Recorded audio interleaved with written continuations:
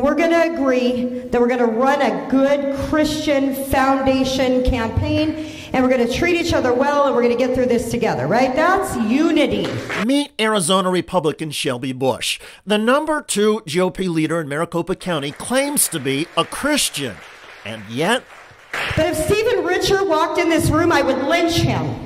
She would lynch him? I don't unify with people who don't believe in the principles we believe in the American cause that founded this country. The man she is referring to, Stephen Richer, is also a Republican. He's running for re-election as county recorder, but the American principles Richer believes in include democracy and facts. And what will you do to ensure future elections are safe, secure, and accurately reflect the votes of the people who are legitimate registered voters? I do not believe the 2020 election was stolen. And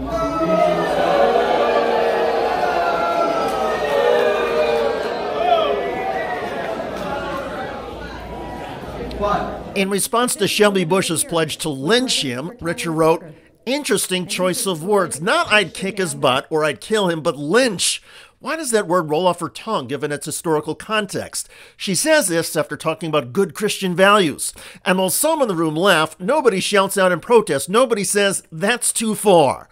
This isn't healthy, and it's not responsible, and we shouldn't want it as part of the Republican Party. If Stephen Richer walked in this room, I would lynch him. I don't unify with people who don't believe in the principles we believe in the American cause that founded this country. What cause would that be, Miss Bush? White nationalism? Neo-Christian fascism? The MAGA cult? You have no idea what you're talking about. But Miss Bush does talk a lot. She's an advisor to disgraced former gubernatorial candidate and Trump stooge Kari Lake. Bush also runs a self-proclaimed election integrity group called We the People Arizona.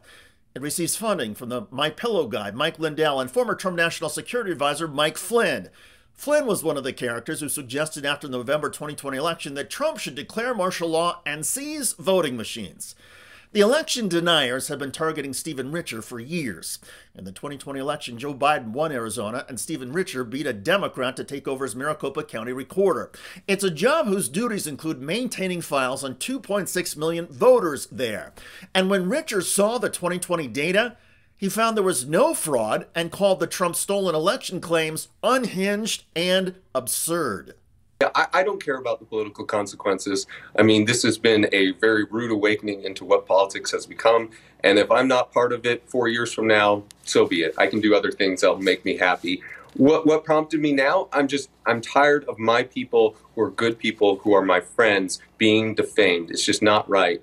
On another CNN program, Richard noted that claims of rigged ballots made no sense given his own election success, and the fact that both parties on Election Day called the clean and trouble-free vote in Maricopa County a national role model. So, Anderson, here's the real irony and the coup de grace in our situation is I can't even take credit for this.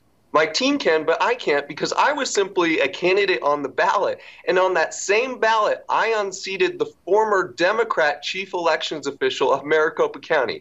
Yes, I beat the Democrat on the ballots that were supposedly rigged. Now, after repeatedly undercutting the MAGA election conspiracy theory, Stephen Richer is not just getting criticized, he has a fellow Republican county leader pledging to lynch him. The extreme and violent MAGA rhetoric, though, is not just limited to the 2020 election results. The threats of violence have also come up on one of the top issues of 2024, women's reproductive rights. Staying in Arizona, where a measure to codify abortion rights will be on the state's 2024 ballot, a Trump ally who opposes the measure and wants to eliminate all abortion rights recently told a radio station that women who have an abortion should be executed. Here is Jeff Durbin, an ally of Donald Trump. Abortion should be considered a crime. It should be considered murder. You're unjustly taking the life of a human being, and so that's murder.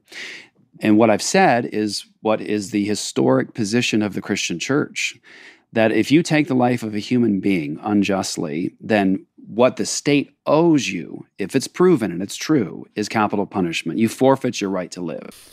If you choose to terminate your pregnancy, you forfeit your right to live. You should be executed, says Durbin. Oh, and he's a Christian pastor. So here again, somebody who claims to be a Christian wants to engage in murder. For women who end their pregnancies, maybe Durbin will team up with Maricopa County Republican leader Shelby Bush, and the executions will be done by an angry mob that also carries out lynchings. And by the way, this is just one state, Arizona. There are other states in the deep red South where the bloodthirsty MAGA rhetoric is also getting more extreme. Thankfully, the trend line is getting noticed by independent and moderate voters across the country who will ultimately decide the 2024 presidential election. On CBS's Face the Nation, a group of undecided voters said Trump's strong rhetoric, including his desire to be a dictator, pushed them over the edge even before the presidential debate. If Donald Trump says something really compelling, would you switch from Joe Biden or vice versa? I would fall over if he said anything worth listening to. Well, Trump already said he wanted to be a dictator. Yes. That was enough for me. Exactly. Well, I don't think you can take any of their words literally anymore. It's mostly political theater and comedy. Yeah. So there's some entertainment value there to be had. Mm-hmm. Yeah. That is indeed for sure. So Donald Trump means it when he says he wants to be a dictator. He means it.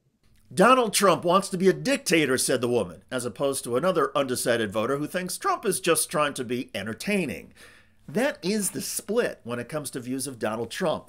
But by all accounts, including recent polling, more and more voters are getting turned off by the MAGA rhetoric, imagery, and extremism. Indeed, opposing somebody's political views or position is one thing. Vowing to literally murder and lynch somebody is something else.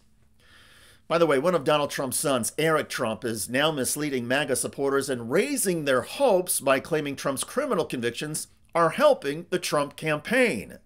You know, the more they do this, the more the American people see how kind of persecuted and ostracized. And on Fox News, Eric Trump insisted his father's criminal convictions are helping the Trump presidential campaign. I think that's why my father's done so incredibly well, and I think that's why some of these inner cities are embracing him to the extent that they are. But on the very same weekend, on the same Fox News channel, been some movement towards Joe Biden since the felony conviction of President Trump. You agree? Republican strategist Karl Rove noted the math is clear and the trend line now favors President Biden. Take a look at the evidence. Here it is. These are the polls since June 1st. If they're in red, Donald Trump won them. If they're in blue, Joe Biden is leading. And if they're in green, it's a tie.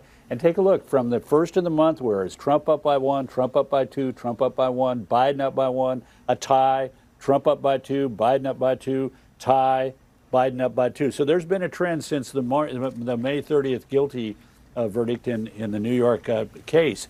The most recent polls have had Biden ahead. Check out that video at the link below. It generated a lot of comments on YouTube. One of the most popular is from user QS5, who wrote, "It's sad that even Eric Trump can lie to MAGA and they eat it up." Sad indeed. I look forward to reading your comments about the top MAGA leaders in Arizona who claim to be Christian, yet want to carry out lynchings and executions of political opponents.